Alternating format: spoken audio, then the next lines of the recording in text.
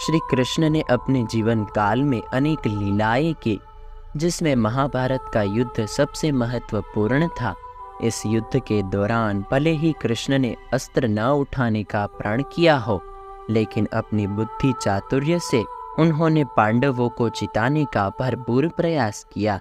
इसी कड़ी में एक लीला कृष्ण की बर्बरीक के साथ भी है, जो पांडव के दूसरे ज्येष्ठ भ्राता गदाधारी भीमसेन के पोते थे।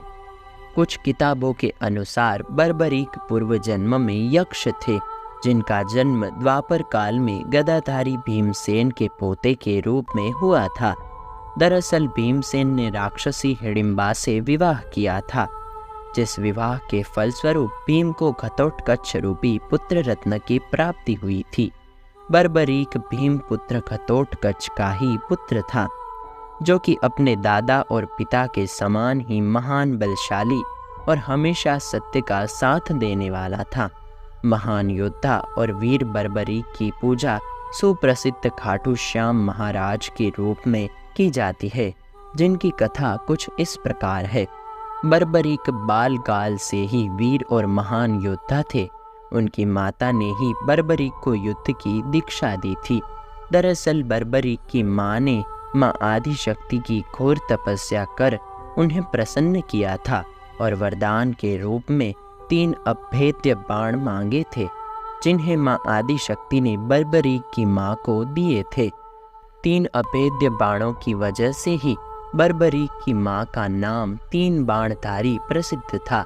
वहीं इन बाणों के साथ ही वाल्मीकि ने उन्हें धनुष प्रदान किया था, जो बर्बरीक की माँ को तीनों लोकों में विजय प्राप्त करने में मदद कर सकता था।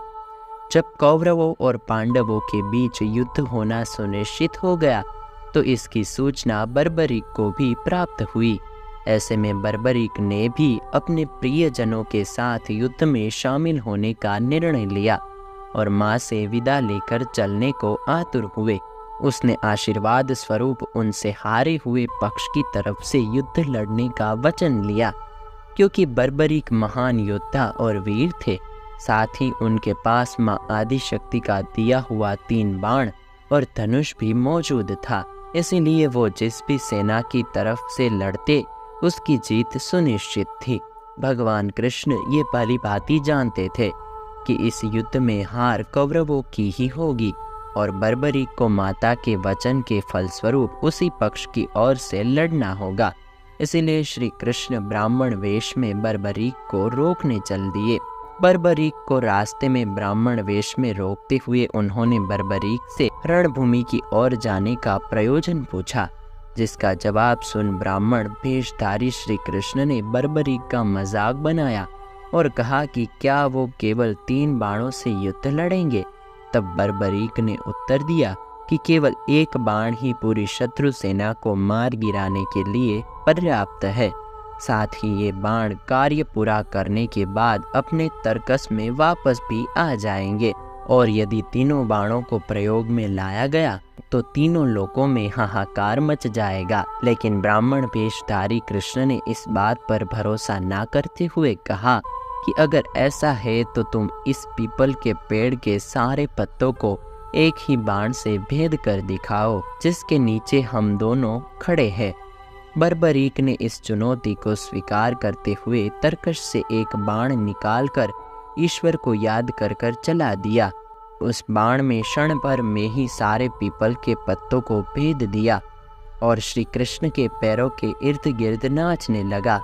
दरअसल श्री कृष्ण ने एक पीपल के पत्ते को पैरों के नीचे छुपा लिया था, जिसकी वजह से वो बाण अपने लक्ष्य को पूरा करने के लिए ही वहां मंडरा रहा था।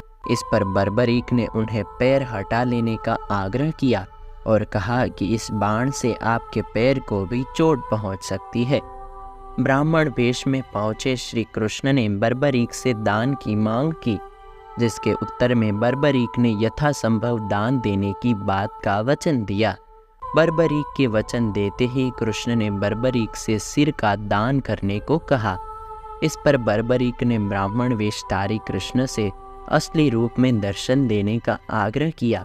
तब श्री कृष्ण ने उन्हें चतुर्भुज रूप के दर्शन दिए। कृष्ण ने समझाया कि युद्ध शुरू होने से पहले किसी वीर क्षत्रिय के शीश की आवश्यकता होती है, तब बर्बरीक ने सिर का दान किया, लेकिन इसके साथ ही कटे सिर से पूरा युद्ध देखने की अभिलाषा व्यक्त की। तब कृष्ण ने बर्बरीक के सिर को रणभूमि के समीप ऊंचे पहाड़ की चोटी पर सिर को सुशोभित किया। वहीं से बर्बरीक के कटे सिर ने पूरे युद्ध को देखा। युद्ध के अंत में पांडवों में आपस में विवाद होने लगा कि पूरे युद्ध की विजय का श्रेय किसे जाता है। तब कृष्ण ने कहा कि बर्बरीक इस बात का निर्णय कर सकते हैं, क्योंकि उसने शुरू से युद्ध को देखा है। तब बर्बरीक के कटे सिर ने श्री कृष्ण को युद्ध की विजय का श्रेय दिया और कहा कि कृष्ण की बुद्धि, चातुर्य, साहस और निर्णय राजनीति की वजह से ही ये युद्ध निर्णायक रहा। तो दोस्तों, आज का ये वीडियो आपको कैसा लगा मुझे कमेंट करके ज़रूर बताइएगा। पसंद आया हो तो लाइक करें और अपने दोस्तों के साथ शेयर करें। मैं हूँ आपका दोस्त कालीन आयशित। फिर मिलेंगे नए वीडियो में नए टॉपिक के साथ। तब तक के लिए दे आज्ञा। नमस्कार।